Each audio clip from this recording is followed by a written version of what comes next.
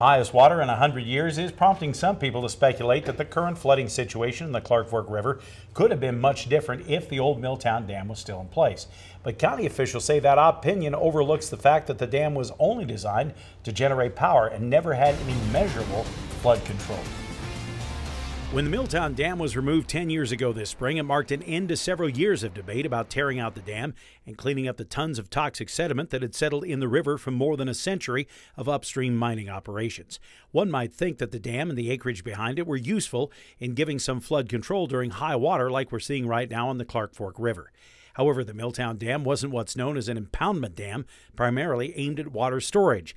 Instead, it was a run-of-the-river dam built to generate power. The amount of hydropower that it was capable of generating was solely based on the amount of flow that was coming through the river.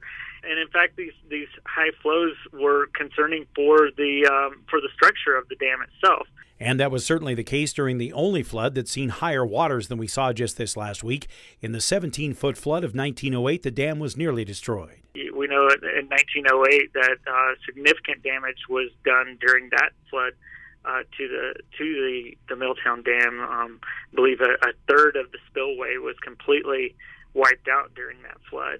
Old-timers talk about there being 50 to 75 feet of water depth behind the dam, but Ross says actually that capacity had dwindled to nearly nothing by 2008, as evidenced by the tons of contaminated soil that had to be excavated and moved upstream. In fact, he says one of the reasons to remove the dam was the growing threat that the dam could blow out during a flood event like we're seeing now, contaminating miles of river through Missoula and downstream. So the dam was never designed to provide any measurable flood protection. You know, what capacity was in that reservoir was tremendously taken up by those contaminated sediments. And that was a continued threat to be released both in ice scour events and in high flow events.